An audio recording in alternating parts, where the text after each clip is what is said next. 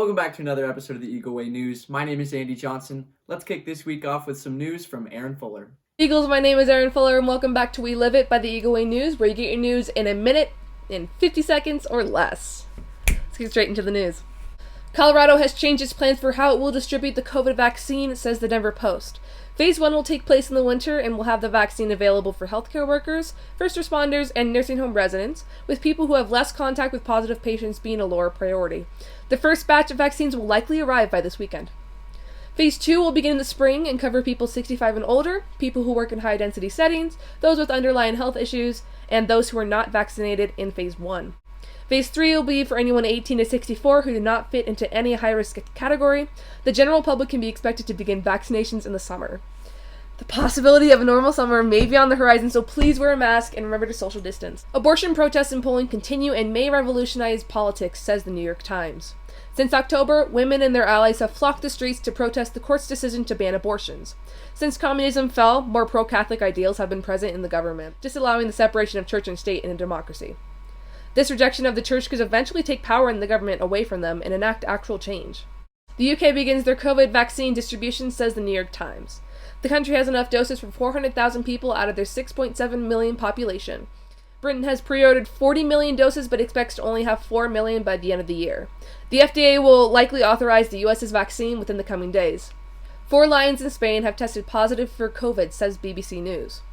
The lions were showing mild symptoms after 2 workers in the Barcelona Zoo tested positive. It's only the second known case in the entire world of large felines contracting the virus, the first being 4 tigers and 3 lions testing positive in the Bronx Zoo in the US. This has been Aaron Fuller with the Eagle Way News. Back to you guys in the studio.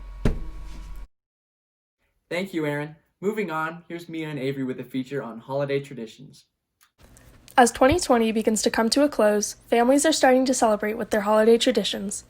Students at Broomfield shared with us some of their personal traditions and how they have had to accommodate due to the COVID-19 restrictions.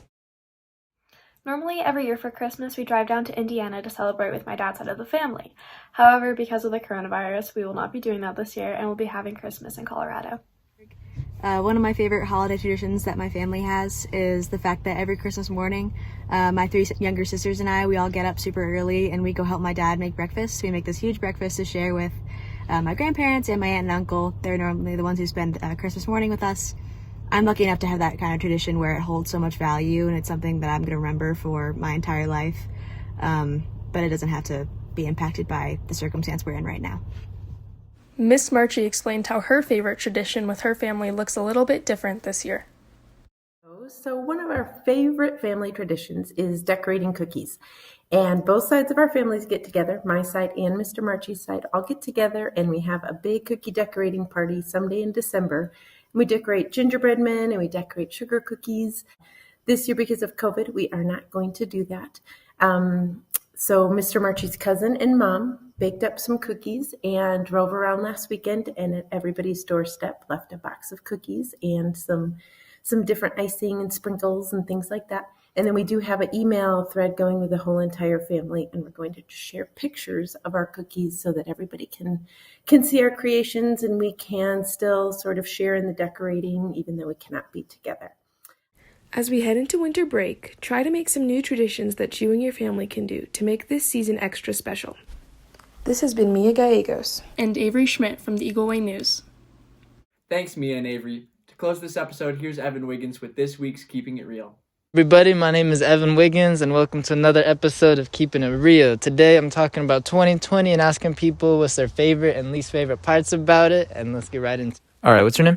Cam Lupo. It's nice to meet you, Cam Lupo. And what's been the best part about 2020 for you? Probably just hanging out with my family more, getting to know them more, and, having just family time. I dig, man. I respect it. What's been the worst part about 2020 for you? Probably just not going out, not playing some sports like basketball. I love to play basketball, so I miss that for sure. Yeah, really good answer. And for next year, what do you want to be different? Definitely everything opening and, going back to the rec center, hanging out with my friends more, and, everything being normal. All right, thank you so much, Cam Lupo. I'm Corey. It's nice to meet you, Corey. And what's been the best part about 2020 for you? The best part for me is more freedom during school and like being able to like sit where I want during school and stuff. And what's been the worst part about 2020 for you?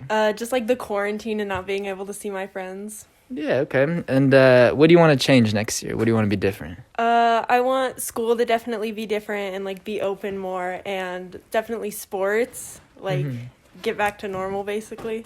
Yeah. All right. Well, thank you so much. All right. What's your name?